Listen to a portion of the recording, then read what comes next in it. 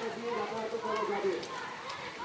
যারা যারা মিছিলে হাঁটছেন তাদের সকলকে অনুরোধ করছি আপনারা একটা লাইনে হাঁটুন, একটা লাইন করুন। আমি যারা দেখেন না মাঝে ঢুকে